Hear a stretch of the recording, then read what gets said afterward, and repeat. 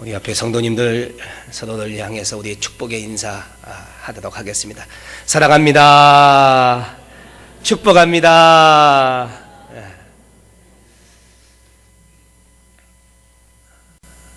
이번에 잠비아 여행을 통해서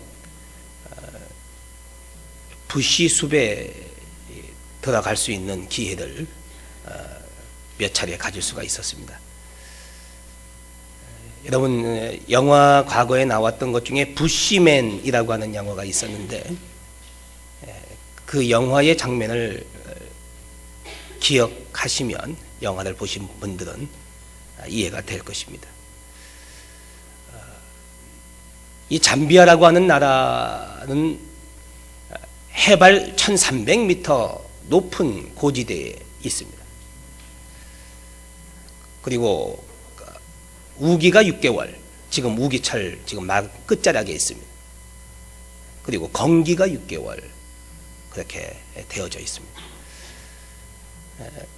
우기 때는 그래도 옥수수라도 이렇게 먹을 수 있는 기회가 됩니다만 건기가 되면 먹을 것이 없어서 비가 한 방울도 오지 않는데 이제 그러니까 그곳에 있는 분들이 살아가는데 얼마나 참 어려울 것인가. 온돌라라고 하는 지역을 제가 방문을 했는데 잠비아에서 3개의 큰 도시 중에 하나가 온돌라입니다. 그런데 온돌라 시내를 조금만 벗어나가면 동서남북으로 펼쳐진 곳이 산이 없어요. 그러면서 들판이면서 차풀이 우거져 있는 부시 숲입니다.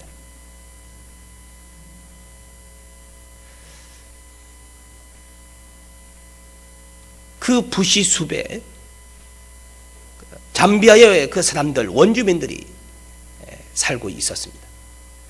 그 집을 들어가서 보니까요, 너무 열악해요. 야, 어떻게 이렇게 살 수 있을까? 전기도 없지요, 수도도 없어요. 마을 공동 관리하는 펌프가 하나 그곳엔 다행히 있었습니다. 참 그 집에 들어가서 봤을 때 가재도구가 거의 없어요. 거의. 야, 이렇게도 살아갈 수 있구나. 거의 원시적인 형태로 살아가고 있는 삶의 모습을 보았습니다. 문제는 그곳까지 가는 게 참 큰 일이었습니다. 어떻게 그 깊은 부시 숲으로 들어갈 수 있을까? 이 온돌라 시내를 차를 타고 거기는 이제 길이 크게 나 있어요. 근데 조금만 벗어나면 다 자풀이고 다 잡목들로 가득 차 있는 곳이 잠비아 땅이었습니다. 그 한 부시 숲을 이제 한 마을을 찾아가는데 큰 도로를 따라서 이제 가게 되었습니다. 거기는 차도 주거니 받거니 하는 쌍방의 그 통로로 이렇게 이동할 수 있었습니다. 근데 조금 지나니까 이제 그런 길이 아니에요. 비포장 도로가 되고 조금 지나니까 큰 길이 없어요.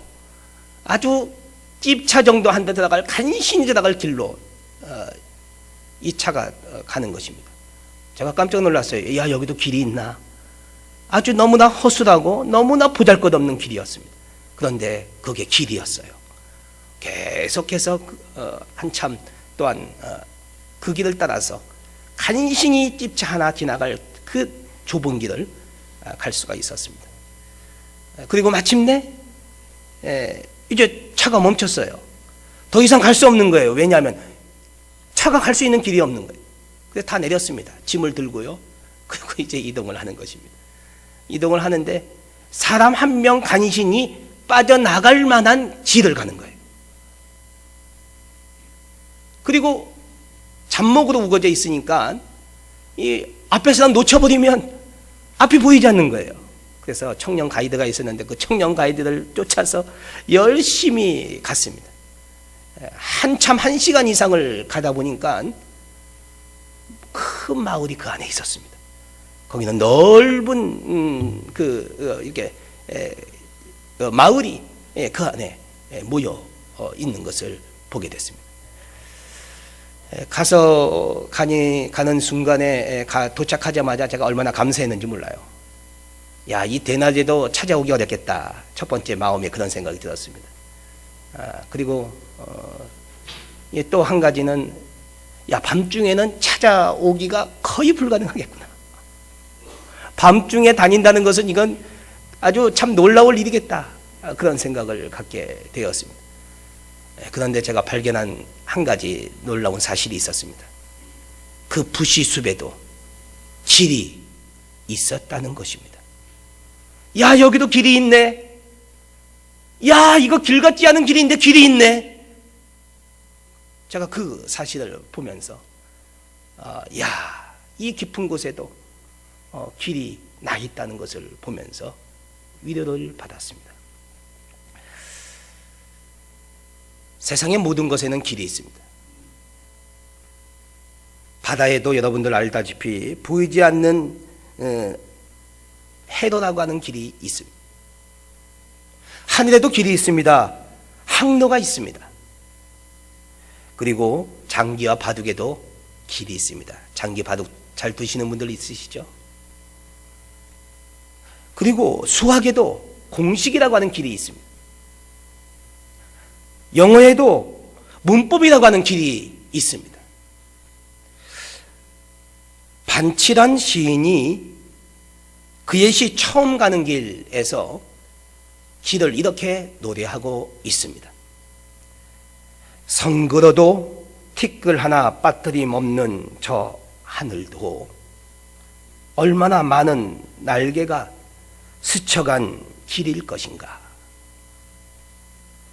아득히 수평선 너머로 사라지는 바다도 얼마나 많은 지느러미가 건너간 길일 것인가. 우리가 딛고 있는 한 줌의 흙 또한 얼마나 많은 생명이 지나간 길일 것인가. 우리 인생에도 길이 있습니다. 하지만 우리가 가는 인생길은 경부고속도로 이렇게 확 눈에 보이는 길이 아닙니다. 하늘을 나는 비행기가 관제탑의 명령을 따라 날아가는 항로와 같은 길입니다. 인생의 길은 눈에는 보이지 않지만 분명히 우리 앞에 있습니다. 우리는 그 길을 따라서 하나님께서 이끌어 가시는 대로 순종하며 나아가는 인생이 되어질 때 순적한 인생의 항해를 할 수 있는 은혜의 자리로 우리가 나아갈 수가 있는 것입니다. 믿음의 조상들은요, 이 길을 나그네 길이라고 이야기했습니다. 또 순례의 길이라고 이야기했습니다. 그리고 이 길을 찾는 자들을 가르쳐서 구도자의 삶이다, 구도자의 길이다, 그렇게 이야기하였습니다.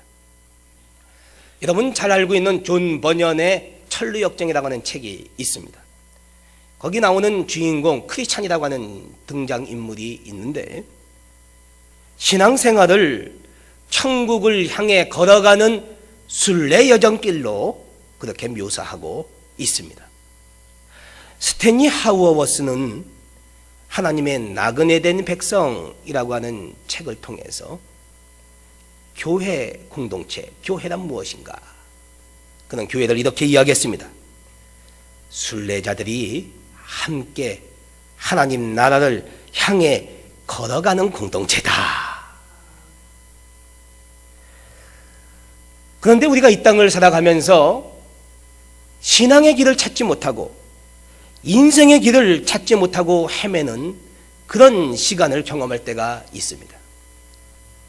우리들 중에 갈 길이 보이지 않는다고 절망이라고 이야기하면서 이 절망을 어떻게 이겨나갈 수 있냐라고 묻고 또 그렇게 고통 가운데 괴로워하며 그렇게 살아가는 인생들도 많습니다. 오늘 읽은 신명기 1장에 보면은 이스라엘 백성이 마침내 길을 잊어버리고 말았습니다. 자, 오늘 읽은 말씀 28절을 한번 다시 눈으로 보십시오. 신명기 1장 28절. 맨 처음에 시작하는 단어가 나옵니다. 문장이 나오는데 우리가 어디로 가랴. 이게 무슨 말입니까? 지금 길을 잃어버렸다는 거예요. 우리가 어디로 가랴. 동쪽으로 갈까? 서쪽으로 갈까? 남쪽으로 갈까? 북쪽으로 갈까? 지금 길이 보이지 않는다는 것입니다. 우리가 어디로 가랴. 이스라엘 백성들이 애굽을 나와서 호렙산을 떠나서 마침내 광야를 지나가게 되었습니다. 그러다가 아모리 족속을 만나게 되었는데 이 아모리 족속과 피할 수 없는 싸움을 할 수밖에 없는 상황이 되어졌습니다. 이스라엘 백성들은 너무나 두려웠습니다. 이 아모리 족속이 너무나 장대하고 아주 거인 같고 자기들과는 비교가 안 되는 아주 그러한 자들이었다고 그렇게 두려움을 갖고 거기서 떨고 있으면서 그들이 내뱉고 있는 말이 오늘 28절의 말입니다. 우리가 어디로 가랴? 우리가 신앙생활을 하면서 수도 없이 외치는 말입니다. 신앙생활을 제대로 하고 싶은 크리스찬들이 있다고 한다면 회복해야 될 첫 번째 우리의 목표는 길을 찾는 것입니다. 길을 발견하는 것입니다. 어디로 가야 할지, 내가 어떻게 살아야 할지를 알아야 하는 것입니다. 하나님이 원하시는 길, 하나님이 인도하시는 길을 볼 줄 아는 능력이 있어야 합니다. 이것이 통찰력입니다. 포스트 모더니즘과 이 다원주의 시대를 살아가는 성도들에게 무엇보다 필요한 것은 이 통찰력의 회복입니다. 우리 앞에 엄연히 나 있는 길을 볼 줄 아는 능력을 우리가 회복한다면 우리는 과감히 또 앞을 향해서 담대하게 나아갈 수 있을 것입니다. 그리고 결코 방황하지 않을 것입니다. 누구나 길을 걷지만 모두가 안전한 길은 아닌 것입니다. 누구나 길을 걷지만 모두가 하나님의 예비해 놓으신 길을 가는 것도 아닙니다. 어떤 사람은 길을 잃고 가만히 우두커니 서 있습니다. 어떤 사람은 잘못된 길로 열심히 그것도 모르고 달려가고 있습니다.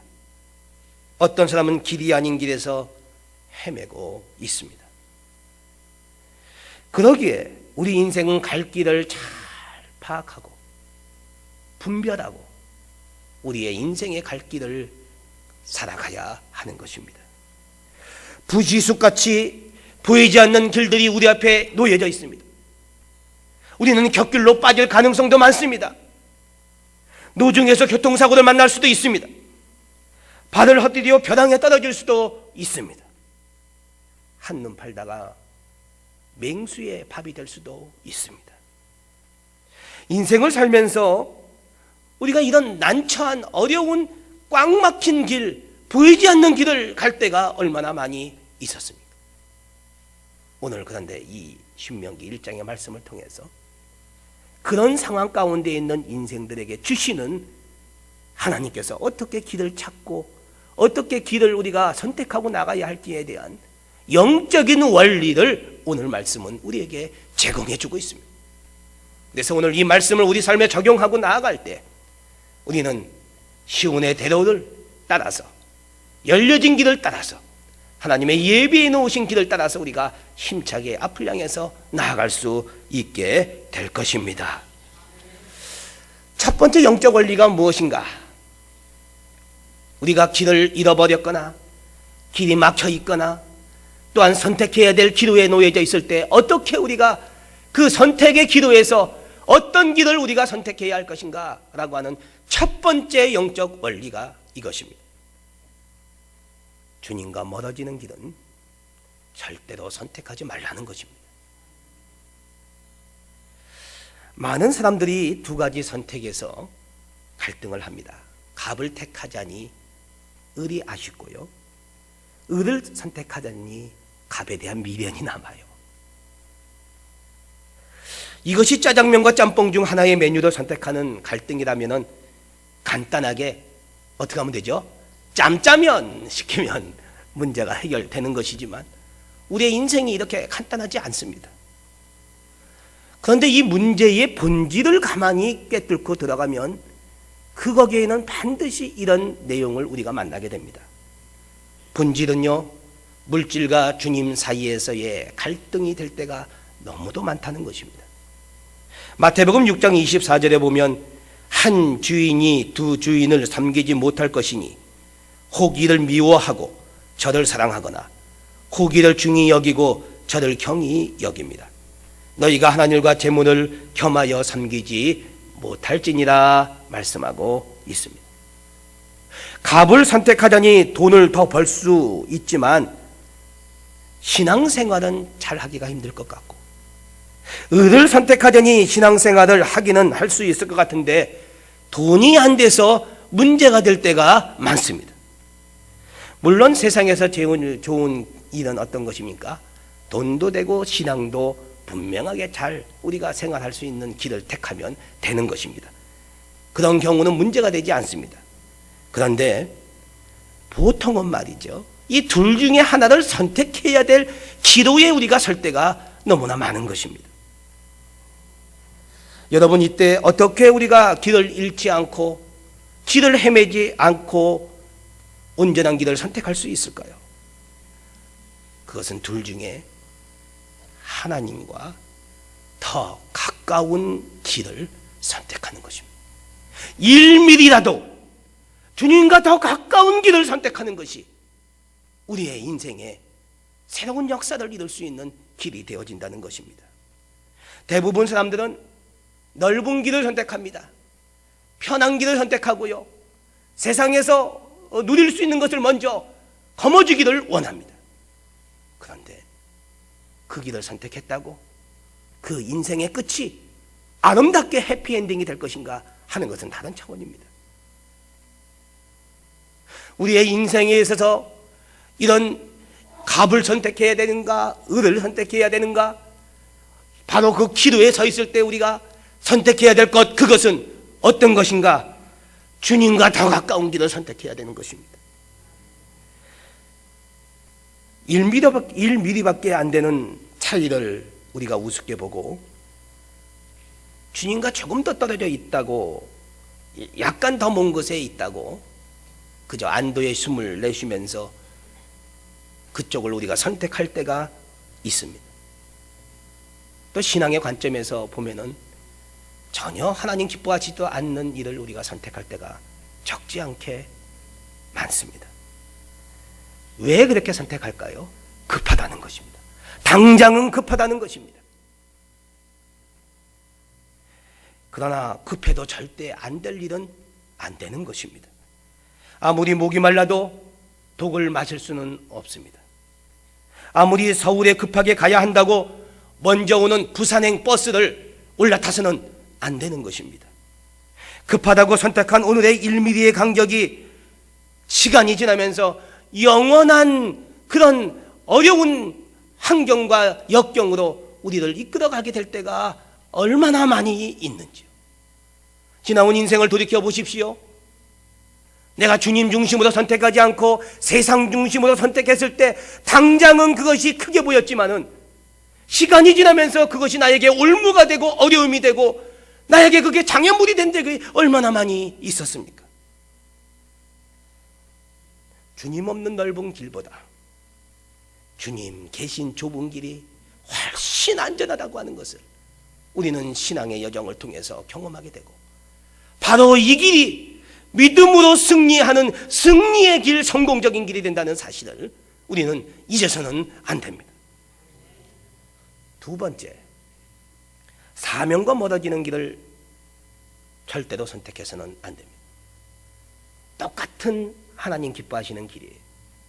하나님께서 예배해 놓으신 길입니다. 그런데 그 둘 중에서 어떤 것을 택할 것인가 라고 하는 기로에 놓여져 있을 때 우리는 어떤 것을 택해야 됩니까? 사명과 더 가까운 길을 택해야 합니다. 1mm라도 사명을 이룰 수 있는 그 길을 내가 거머줘야 끝내 우리의 인생이 하나님의 은혜 가운데 풍성한 역사를 이루게 된다는 사실을 우리는 기억해야 하는 것입니다. 사명을 받아놓고 사명과 자꾸 멀어지는 길을 선택하는 사람들이 있습니다. 사명 성취하는 것을 자꾸 딜레이 시키며 미루는 사람들이 있습니다. 현실적인 문제를 해결해야 하기 때문에 사명이 언제나 차선이 되어버리고 맙니다. 사명을 가장 빨리 이루는 방법이 무엇일까요? 그것은 당장 시작하는 것입니다. 사명은 시간이 남아서 하는 것이 아닙니다. 시간이 넉넉해서 사명을 감당하는 것이 아닙니다. 사명은 언젠가는 해야 할 일이 아니라 오늘부터 감당하는 일입니다. 우리 인생에 있어서 가장 중요한 것이 사명을 이뤄가는 일입니다. 그래서 사도 바울은 사도행전 20장 24절에 이렇게 고백하고 있습니다. 내가 달려갈 길과 주 예수께 받은 사명, 곧 하나님의 은혜의 복음을 증언하는 일을 마치려 하면은 나의 생명조차 조금도 귀한 것으로 여기지 아니하노라. 많은 사람들은 사명의 길을 선택합니다만 그것을 마치 거창한 사명들은 우리가 결정을 하고 마음에 먹습니다만 그것을 실천하고 실행하는 일에는 또 다른 어려움을 우리가 경험하게 됩니다. 저는 선교지에 교회를 건축하고 병원을 짓는 것이 저의 사명입니다. 이렇게 말씀하시는 분들 많습니다. 저는 고아원을 세우는 것이 사명입니다. 저는 노인들을 위한 아파트를 지어 독거노인을 돌보는 것이 저의 사명입니다. 저는 자폐아를 치료하는 것이 저에게 주신 사명입니다.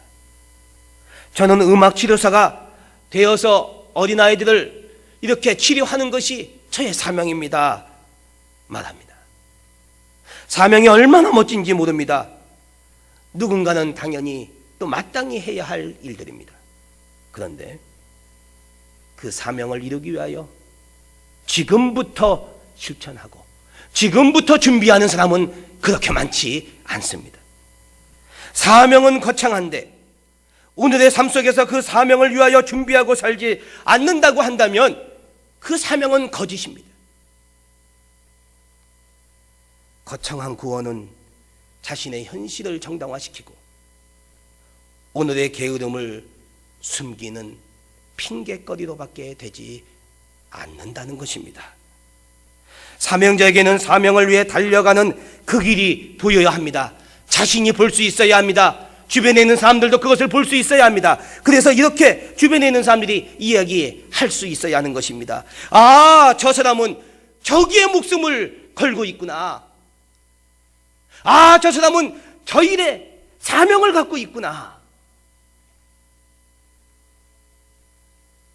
많은 사람들이 길을 찾지 못합니다. 왜요?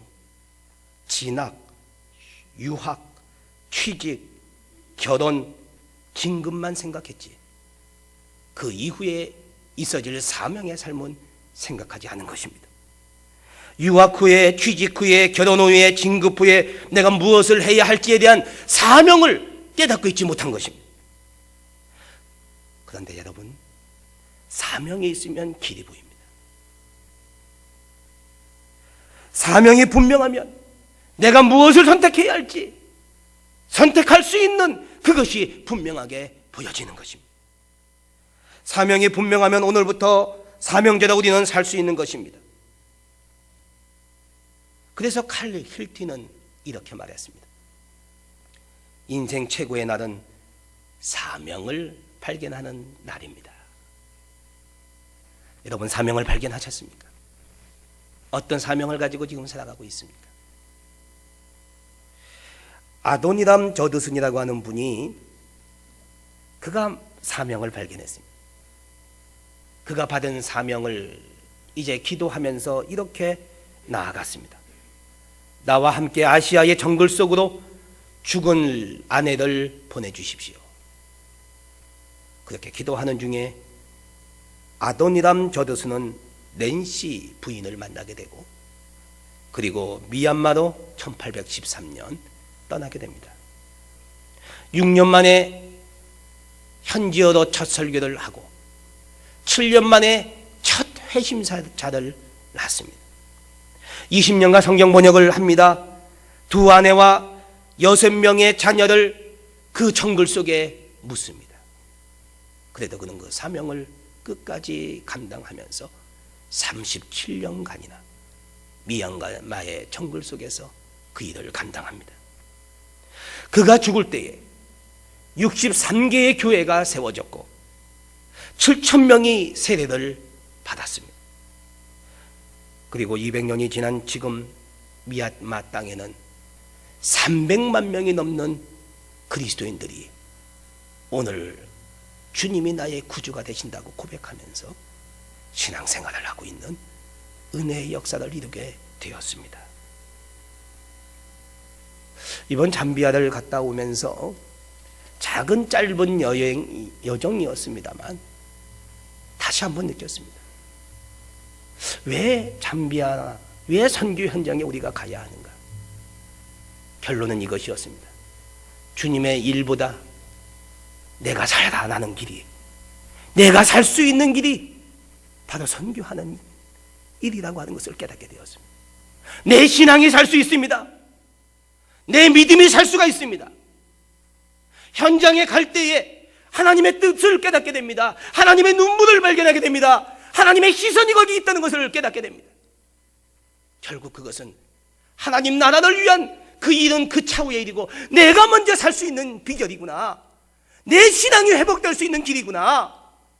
우리가 이 땅을 살아가면서 사명자로 살아간다는 것이 얼마나 귀한 것인가 하는 것을 다시 한번 깨달을 수 있는 시간이 되었습니다. 저희가 6월 말경에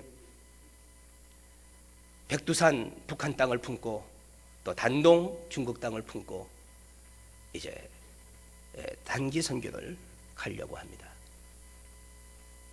잠비아에 제가 갔다 온 곳은 아프리카 정탐이었습니다. 바로 이것이 첫 번째 중국과 북한 땅을 품는 우리 영동교회에 제가 온 이후에 첫 번째 사역이 되어질 것입니다. 많은 분들이 참여할 수 있게 되길 바라고 기도하시면서 여러분들 준비하시길 바랍니다. 여러분 선교지에 가면요 내가 삽니다. 내 영이 춤을 춥니다. 하나님의 은혜가 이 자리에 있구나 하는 것을 깨닫게 됩니다. 오늘도 우리가 신앙생활 하면서 게을러진 신앙, 나태해진 신앙, 감사해야 함에도 감사를 잃어버린 우리의 신앙이 얼마나 되고 있습니까? 사명을 받았음에도 사명을 감당하지 못하고 살아가는 우리의 모습이 얼마나 있습니까? 선교 현장을 통해서 우리는 도전받아야 됩니다. 내가 왜 이 자리에 있는가? 내가 무엇을 위해 지금 살아가고 있는가? 내 인생의 궁극적인 목적이 무엇인가? 하나님이 나에게 주신 비전과 꿈이 무엇인가를 우리는 바라보면서 믿음으로 나아갈 수 있는 저희들이 되어져야 하는 것입니다.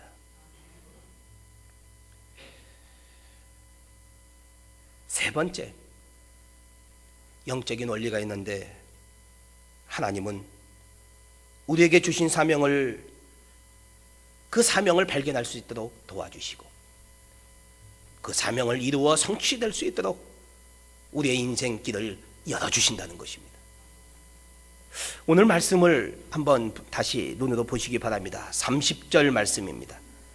너희보다 먼저 가시는 너희의 하나님 여호와께서 먼저 가시는 너희의 하나님 여호와께서 광야의 인생길에 이스라엘 백성 앞서서 하나님께서 이끌어 가신다는 것입니다. 오늘 우리가 사명을 감당할 때 우리가 가기 전에 먼저 주님이 그 자리에 가 계신다는 것입니다. 바로 그 자리에 하나님의 뜻이 있고 우리가 감당해야 될 사명이 놓여져 있는 것입니다. 33절을 보십시오. 다시 반복해서 이야기합니다. 그는 너희보다 먼저 그 길을 가시며. 저는 요즘 하나님께 감사를 드립니다. 목회가 편해서가 아니에요. 주님이 항상 저보다 앞서가시면서 길을 열어주시는 것을 제가 경험하기 때문입니다. 하나님이 이렇게 이끌어 가시는구나. 하나님이 이렇게 도와주시는구나. 하나님이 이렇게 함께해 주시는구나.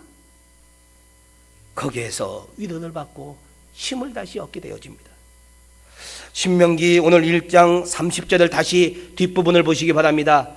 너희보다 먼저 가시는 너희의 하나님 여호와께서 애굽에서 너희를 위하여 너희 목전에서 모든 일을 행하신 것 같이 이제도 너희를 위하여 싸우실 것이며. 우리 하나님께서 우리를 위해서 싸워주신대요. 얼마나 감사합니까?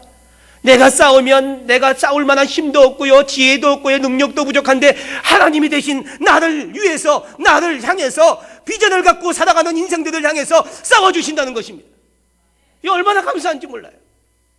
사랑하는 성도 여러분, 하나님이 싸워주십니다.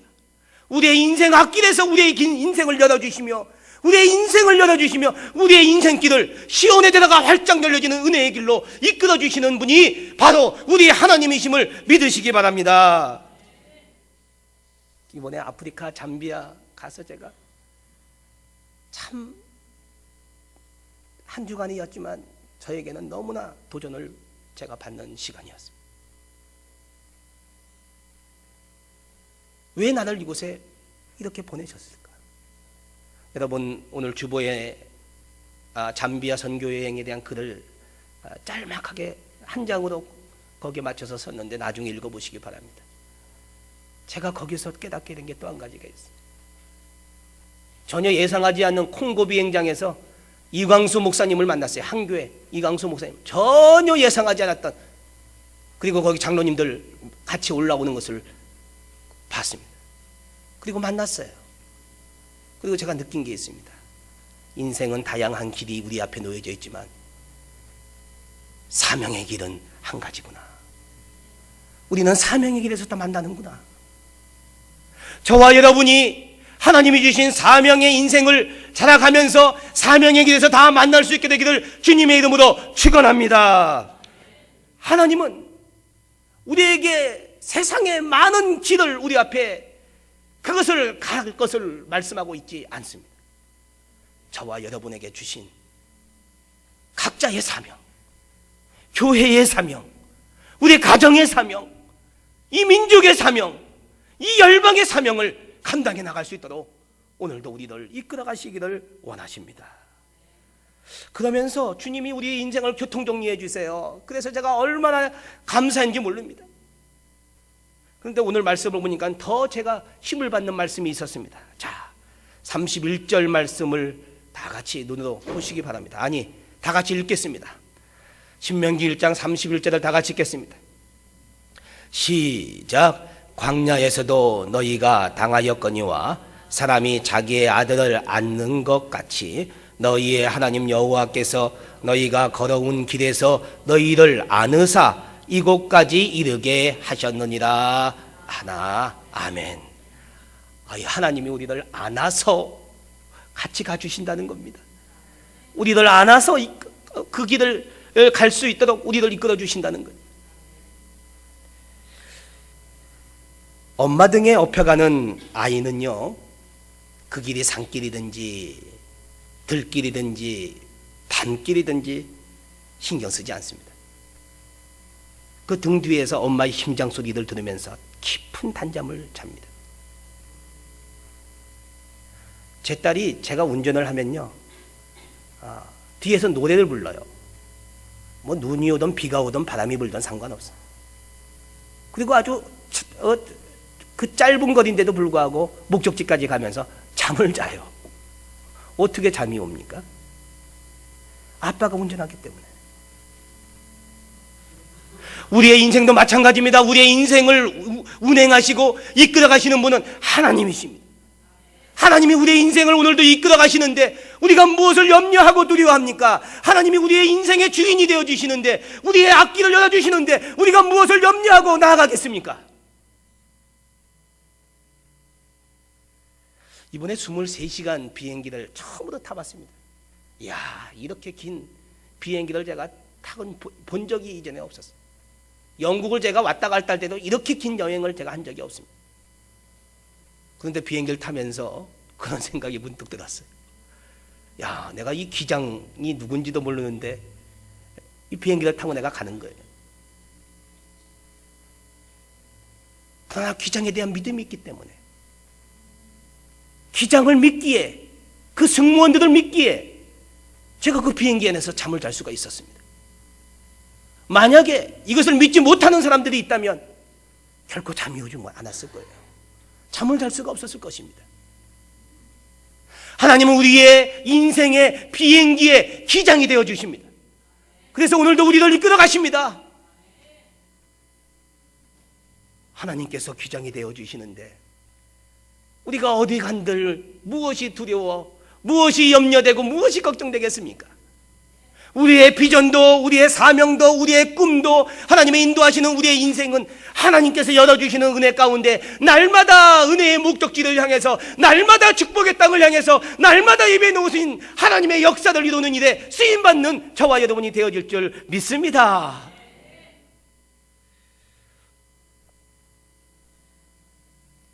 불기둥, 구름기둥은 하나님이 만드신 인류 최초의 내비게이션입니다.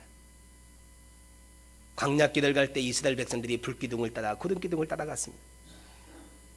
오늘도 하나님께서 우리의 인생 가운데 이 광야 같은 인생을 살아가는 저희들에게 불기둥과 구름기둥으로 우리의 인생을 이끌어 가시면서 우리의 인생이 가치 있고 보람되고 의미 있는 인생 되도록 사명의 길로 우리를 요청하고 계십니다.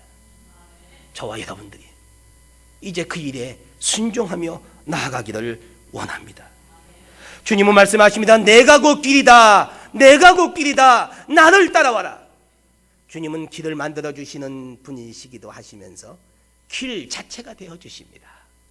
주님에게만 들어가면 인생의 길이 열려지는 것입니다. 주님께서 허락해 놓으신 그 길 속으로 우리가 빨려 들어가기만 하면 우리의 인생은 새로운 비전과 꿈으로, 하나님이 주신 환상과 꿈으로 앞을 향해서 나아갈 수 있는 아름다운 믿음의 여정이 되어질 줄 믿습니다. 주님이 바로 길이 되어 주시기 때문입니다. 1950년 세계 선교의 영웅 짐 엘리엇이라고 하는 분이 있습니다. 그가 정글에서 피를 흘린 이후에 그의 일기장에 이런 말이 적혀 있었습니다. 나의 사명은 이 세상에 하나님의 발자국을 남기는 것입니다. 하나님의 발자국을 남기는 것입니다. 나는 이 역사 속에서 하나님의 위대한 발자취를 남기기 위하여 하나님께 쓰임받는 삶을 살기 위해서 청춘, 인생, 부, 명예를 내려놓을 수가 있었습니다. 그리고 그는 계속해서 이렇게 고백합니다. 주님, 저는 오래 살기를 원하지 않습니다. 사명으로 불타오르는 인생 되기를 원합니다. 사랑하는 성도 여러분, 오래 사시기를 원하십니까? 장수하시기를 원하십니까? 아니면 사명으로 불타오르는 인생 되기를 원하십니까? 여러분 택하십시오. 어떤 길을 택하기를 원하십니까? 하나님께서 귀한 인생을 우리에게 이 땅에 보내주셨는데 평범하게 그저 세상에 그냥 묻혀진 인생으로 살아가는 그런 인생이 아니라 하나님의 손에 붙잡힌 바 되고 하나님의 인도함을 받는 우리의 인생이 되어서 하나님의 손에서 사명을 감당하고 하나님의 인도하신 가운데 길이 열려지고 하나님의 도우신 가운데 하나님의 역사를 감당하는 우리의 인생과 우리의 삶이 되어지게 되기를 주님의 이름으로 축원합니다. 교회 생활한다고 사명의 길이 아닙니다. 사명의 길을 우리가 가십시다. 이제 사명의 길로 들어가십시다. 하나님이 우리 각자에게 주신 사명을 붙잡으십시다. 그리고 주님께서 주신 인생, 보다 가치 있고 의미 있는 인생 될 수 있도록 주님의 손 붙잡고 우리가 앞을 향해서 나아가는 저와 여러분 믿음의 가족들 될 수 있게 되기를